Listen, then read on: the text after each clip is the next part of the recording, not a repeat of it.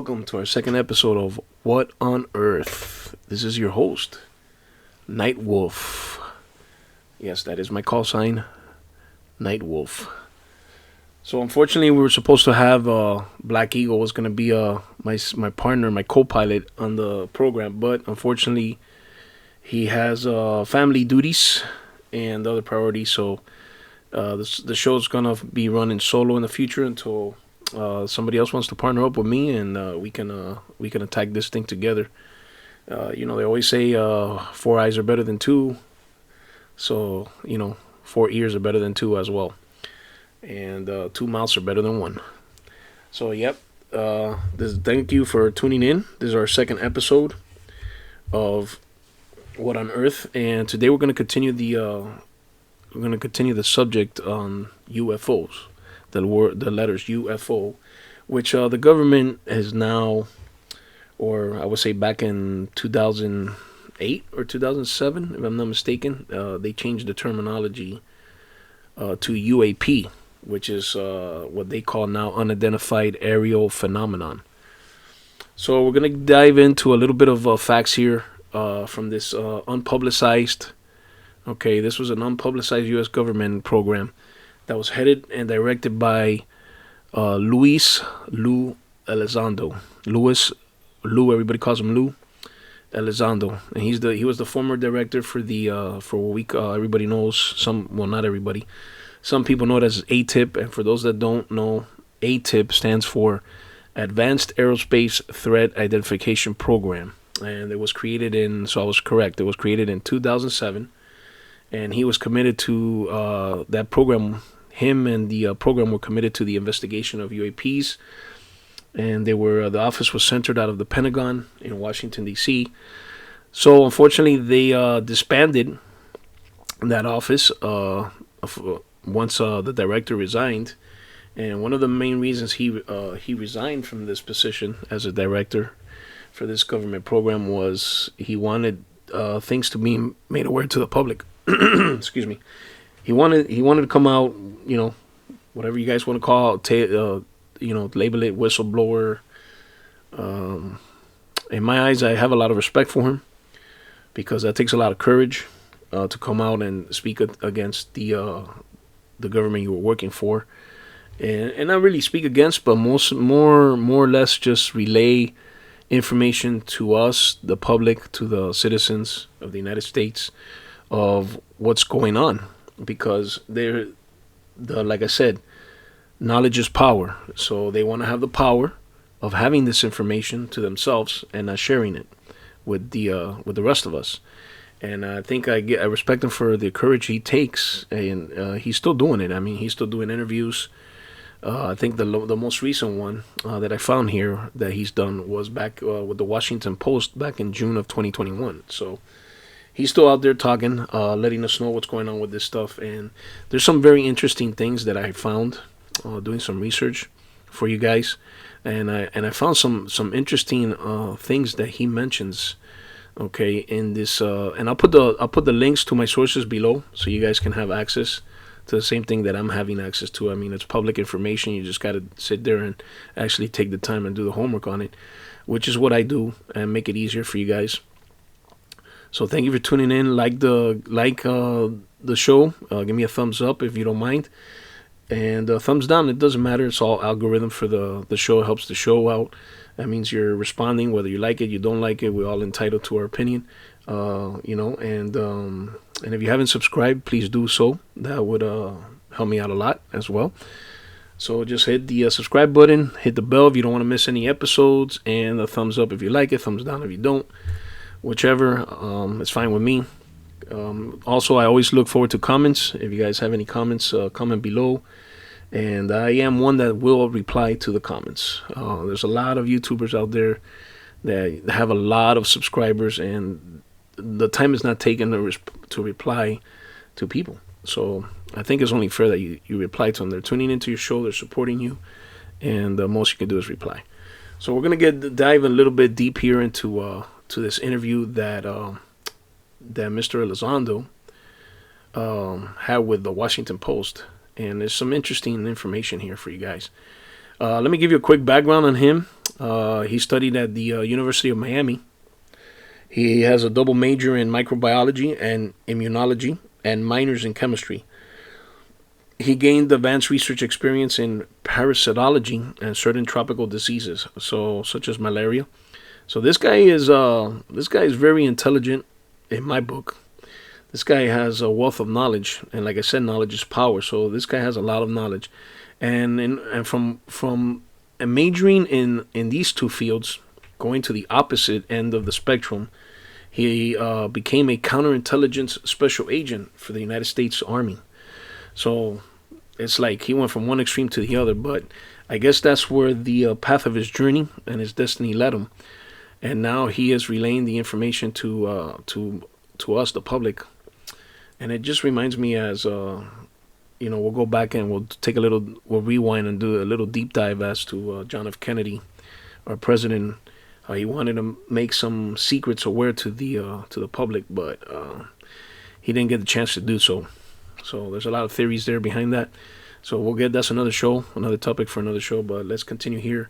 He was assigned. Mr. Elizondo was a counterintelligence special agent assigned to the Republic of Korea, South Korea, and later throughout America Southwest. As a young agent, he conducted counter-espionage investigations, provided technology protection of advanced aerospace systems and platforms that were supported by U.S. and Russia treaties. Okay, and some of those treaties are like Open Skies, START, Roman numeral 2.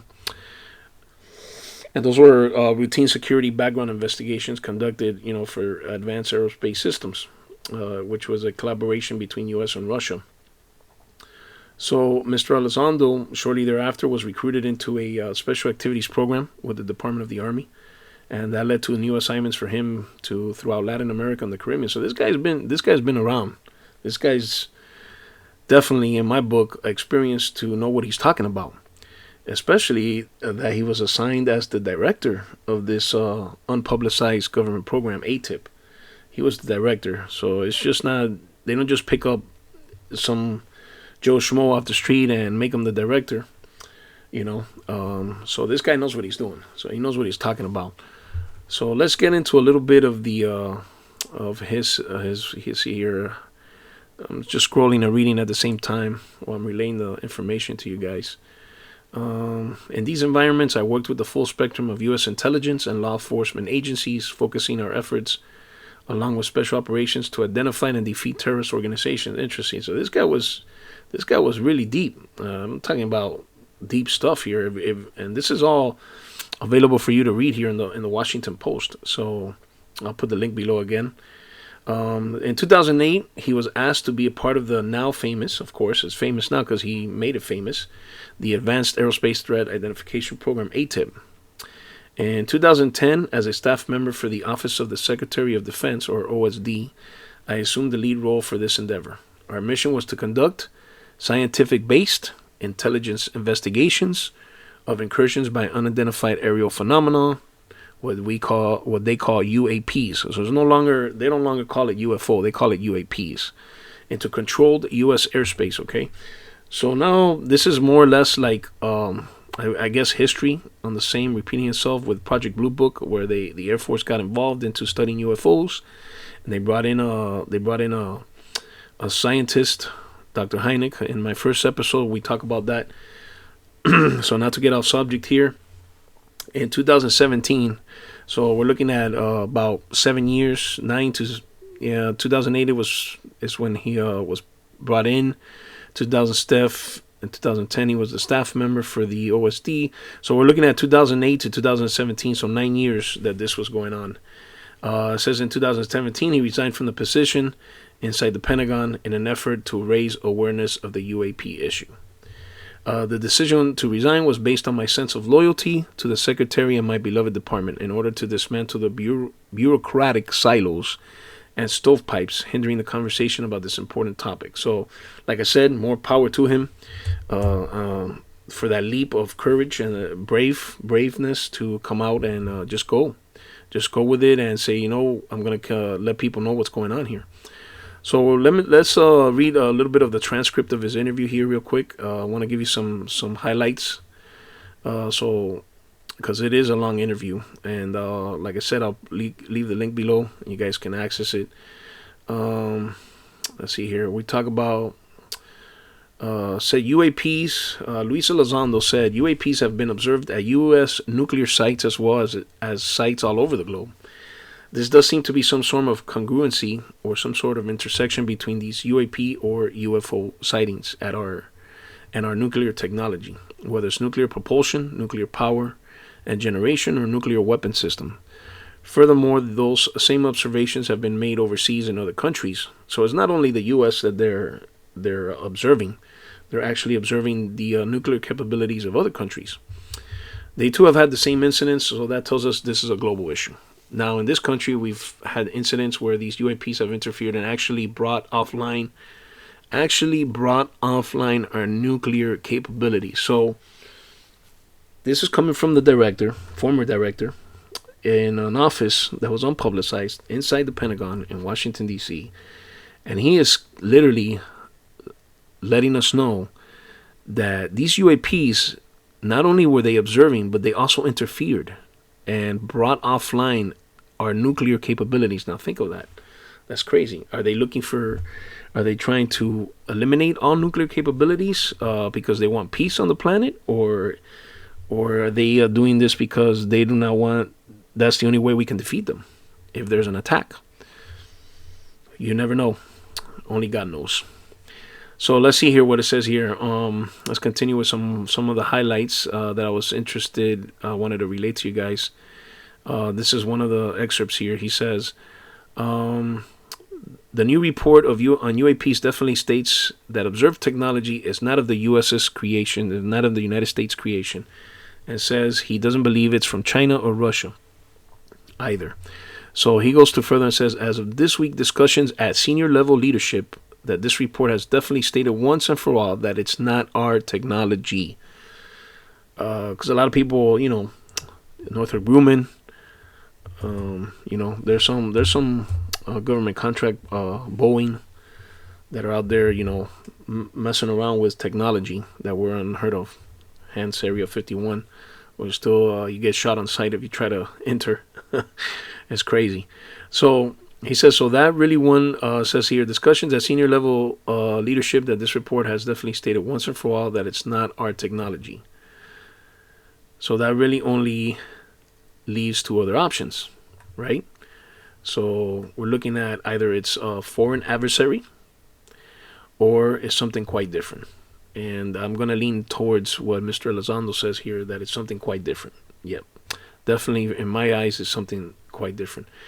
And I think as now we're beginning to learn, and we've heard from the Director of National Intelligence, okay, we can certainly tell you from experience, Mr. Elizondo can tell you from personal experience, okay, from his experience. We're talking about counterintelligence. We're talking about being one of the top guys at the Pentagon for this office. Top guys, the director. I mean, he's probably the top position there. And also from hearing from the Director of National Intelligence that they're pretty confident that it's not Russian or Chinese technology. Think about that. So food for thought there. Then he goes on to, this is the one that's most interesting for me, that I found most interesting. And there's a lot of people that have been saying it for a long time. Linda Bowles, she's a deep research UFO journalist, independent journalist, which she has a lot of information. Earth Files, I believe, is her channel. You guys can go check her out. But there's a lot of information out there. You just got to go down the rabbit hole and look for it and find it.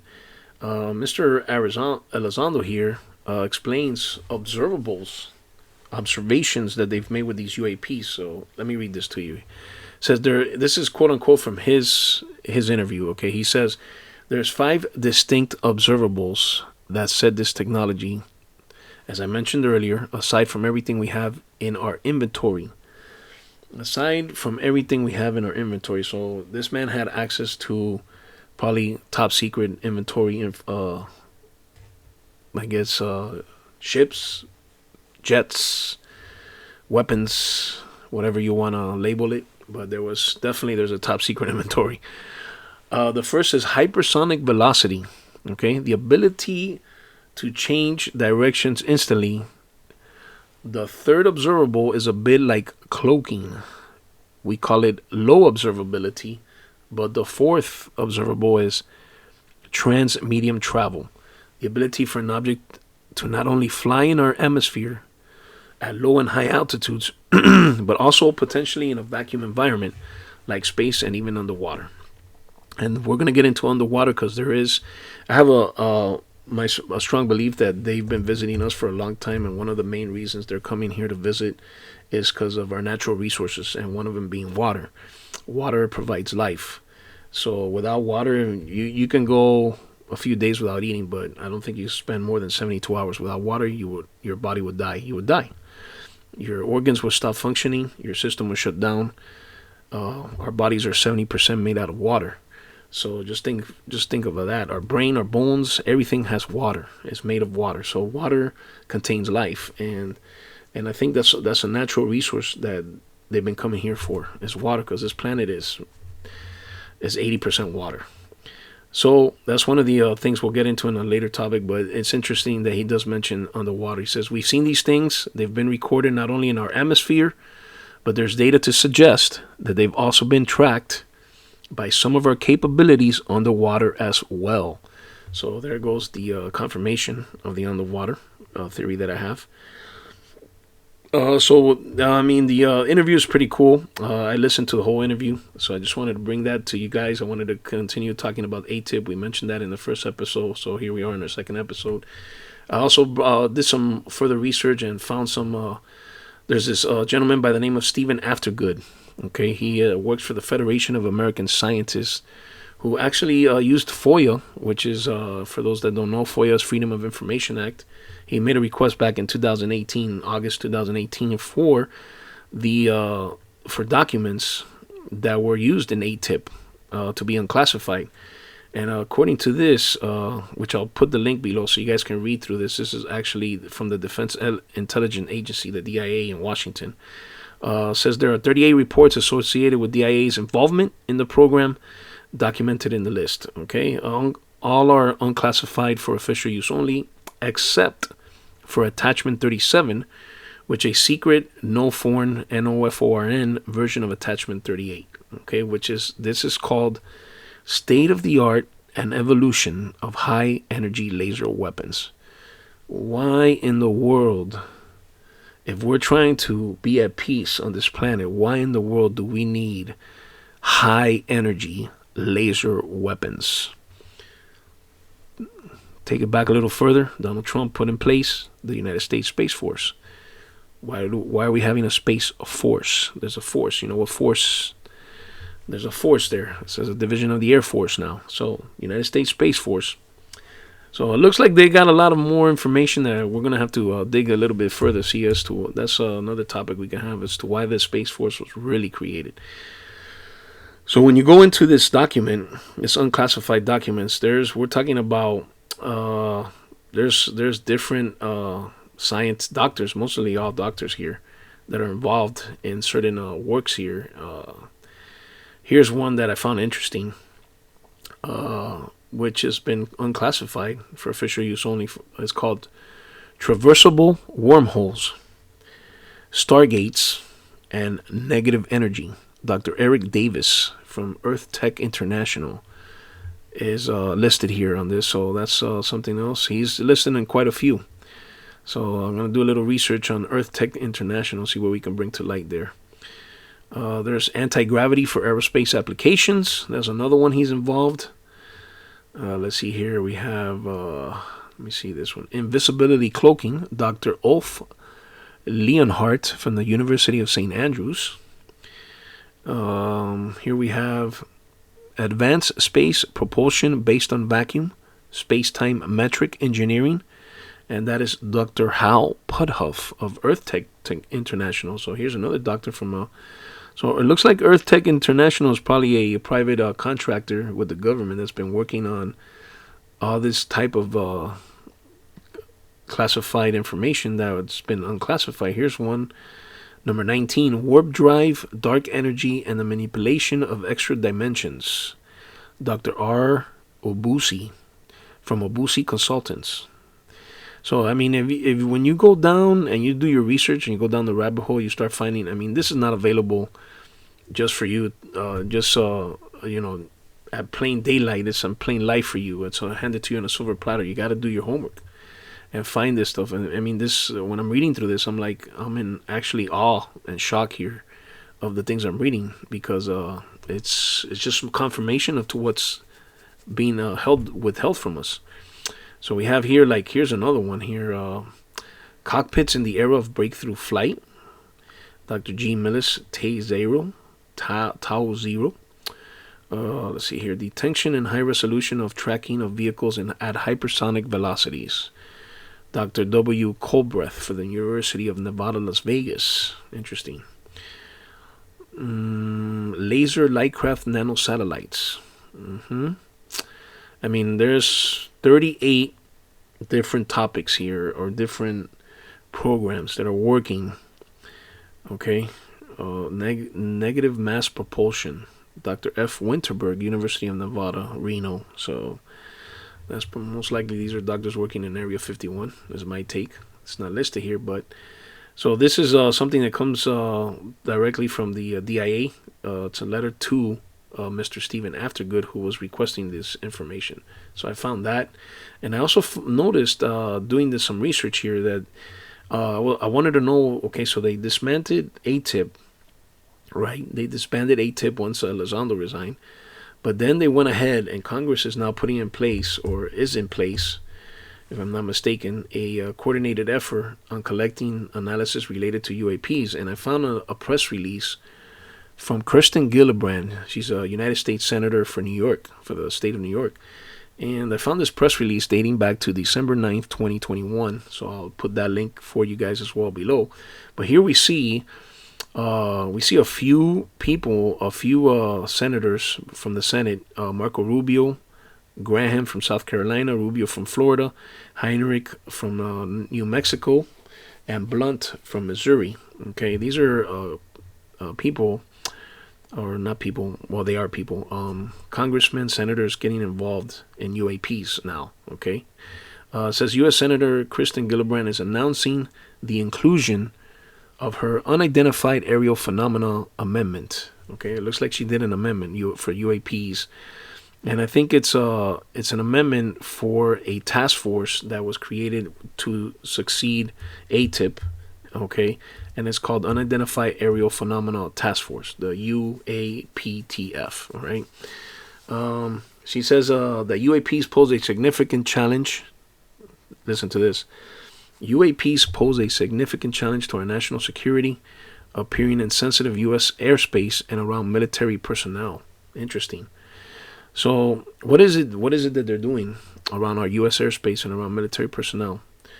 Could it be that they're scouting our defenses, scouting our reaction, how we're going to deal with them if they decide to come in an army, say, uniform army environment? They send a few ships over at the same time. Who knows? We'll see. I think the future will tell us. Here, let's see what she says here.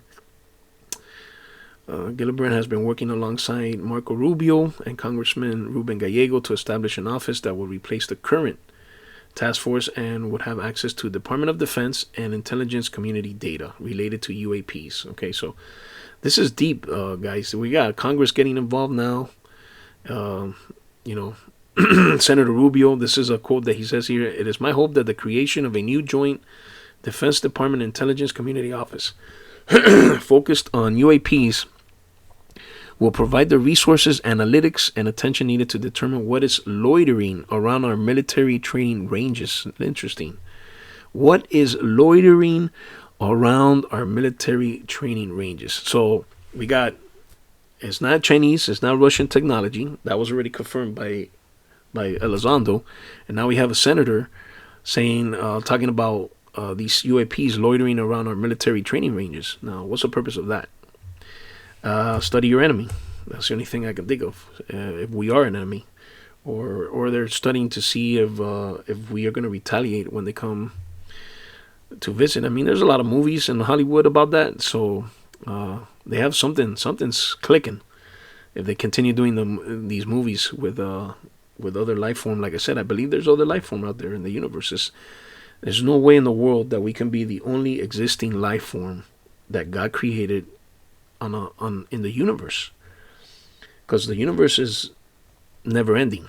Supposedly, it's so big. You look how many discoveries of galaxies, other solar systems that have been discovered with our Hubble telescope. That's more topics that we can get into. More facts there that are not made to the public. Here's Congressman Gallego, says protecting our national security interest means knowing who and what are flying in U.S. airspace. Right now, our system of tracking and identifying UAPs is scattered throughout the Department of Defense and other department and agencies of the federal government. So there's a lot of information going all around in the Department of Defense when it comes to UAPs. So I just wanted to do this show today and get into the nitty-gritty of the AATIP, which I mentioned in my first episode. And it's just a continuation. They continue to study. They continue to investigate. They continue to try to define what these UAPs are. And unfortunately, there's no conclusion, or they're not going to give you the 100% information on it. But they're obviously preparing for something. Space Force initiated. Looking at this unclassified document, when you have a doctor involved in something called, let me see here, let me go back to it. It was called traversable. I think it was number 8 here. Yeah, number 8. Traversable, which is traveling. Traversable wormholes, stargates, and negative energy. I mean, they obviously have a more advanced technology to travel through space than we do. And that's one of the concerns we're having, that the government's having, is that technology. Or maybe we have our hands on some of that technology and we're trying to reproduce that technology. I wouldn't doubt it, that's being done or has been done already, especially with some of the sites, some of the pictures and videos that you're getting from the sky of weird objects like the triangle one. That's another topic that will come up. That's also copyrighted, or what is it? In the book of publications with content. What's it called? Man, I'm losing my train of thought here. Not copyright. It's a book for when you want to invent something or create something. U.S. patent. There we go. Sorry about that, folks. Took me a while there's U.S. patents out there for this technology already.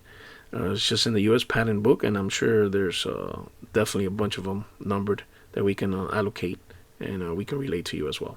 So thank you for tuning in our second episode. Hope you enjoyed the information that was provided of the truth. Any topics or ideas that you have for the show, please comment below. You can also reach me via email that I will list as well below. And once again, What on Earth with your host, Nightwolf. Over and out.